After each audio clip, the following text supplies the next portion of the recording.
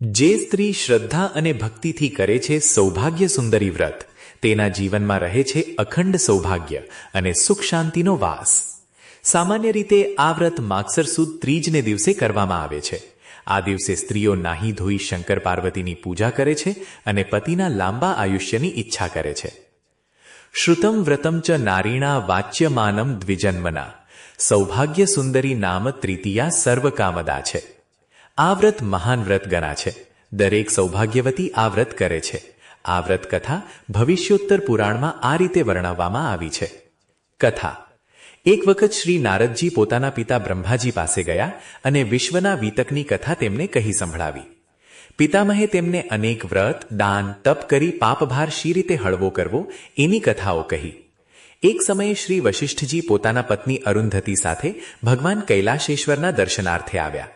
આ વખતે શિવસભામાં નારદાદી અન્ય ઋષિમુનિઓ, દેવો, ગંધર્વો, યક્ષો, કિન્નરો, વસુ અને આદિત્યગણો ઉપસ્થિત હતા. ભગવાન શંકર અરુંધતીનું સ્વરૂપ, સૌભાગ્ય અને ઉત્તમ સ્વભાવ જોઈ હસવા લાગ્યા. ભગવાન ત્રિપુરી વૈરી વિનાશક અકારણ હસે નહીં, એટલે વશિષ્ઠે શિવજીને હસતા જોઈ હસવાનું કારણ પૂછ્યું.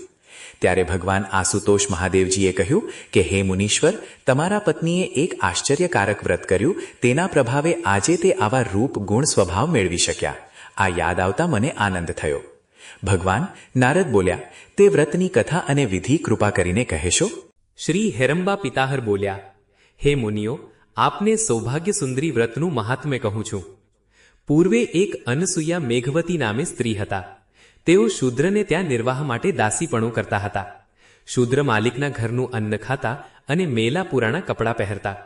મેલ ચઢેલ ભૂખા અંગવાળી આ સ્ત્રી કોઈ એક દિવસ કામ પ્રસંગે કોઈ એક બ્રાહ્મણને ત્યાં ગઈ. આ બ્રાહ્મણની સ્ત્રી સૌભાગ્ય સુંદરીનું વ્રત કરતી હતી. એને ત્યાં આ દાસી જરાવાર બેઠી. ત્યાં એને સાંભળવામાં આવ્યું કે આ વ્રત તમામ મનોરથ પૂર્ણ કરનાર વ્રત છે. પૂર્વે જ્ઞાન વૈરાગ્ય વધારનાર આ વ્રત મેં ઉમાને કહ્યું હતું. એની મહાનતા આ દાસી સમજીને ત્યાર પછી બ્રાહ્મણને ત્યાં વારંવાર જવા લાગી. બ્રાહ્મણ પત્ની પાસેથી આ સૌભાગ્ય સુંદરી વ્રતના વિધિ, પૂજન અર્ચન વગેરે સઘળી માહિતી સાથે જાણી લઈ પછી તેણે એ વ્રત કર્યું. ગરીબ હોવાથી તે પૂર્ણપણે વ્રતના વિધિ કરી શકી નહીં. તેણે એઠું ખાઈ પારણા કર્યા. છતાં એનામાં ભગવાન અને વ્રત પ્રત્યે સંપૂર્ણ શ્રદ્ધા હોવાથી તેનું વ્રત સફળ થયું.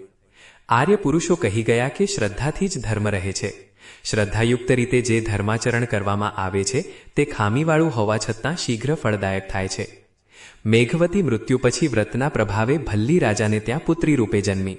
તે અદ્ભુત રૂપ, ગુણ અને સ્વભાવવાળી ભીલ કન્યા બધાને મુગ્ધ કરવા લાગી. વ્રતના પારણામાં એઠું ખાવાથી એ ભીલને ત્યાં અવતરી. તેના લગ્ન એક ભીલરાજ સાથે થયા. તે જન્મમાં વિધિવત સૌભાગ્ય સુંદરીનું વ્રત કરવાથી વ્રત કરવાના પ્રભાવે ત્યાર પછીના અવતારે એટલે કે હવે તેઓ અરુંધતી રૂપે અવતર્યા અને વશિષ્ઠ જેવા સમર્થ તત્વજ્ઞાની પતિને પામ્યા. નારદ બોલ્યા, ભગવાન, આ વ્રતનો શી વિધિ છે? એને કયા માસમાં કરવું? તે કૃપા કરી સૂક્ષ્મ રીતે કહો. બ્રહ્મા બોલ્યા, મુનિરાજ, માગસર યા મહામાસમાં આ વ્રત કરવું.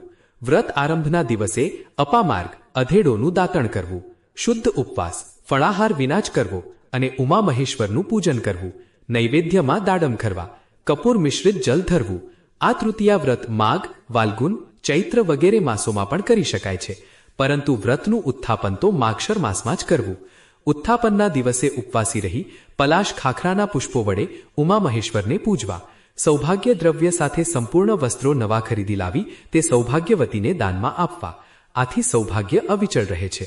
આ વ્રત 1 વર્ષ પર્યંત કરવાનું છે. પ્રત્યેક માસની સુધી તૃતીયા ભૂલવી જોઈએ નહીં. આ વ્રત કરનારનું સૌભાગ્ય અખંડ રહે છે. તેના તમામ મનોરથો પૂર્ણ થાય છે. સૌભાગ્યવતી સ્ત્રીઓ માટે આથી ઉત્તમ અન્ય કોઈ વ્રત શાસ્ત્રમાં વર્ણવાયું નથી.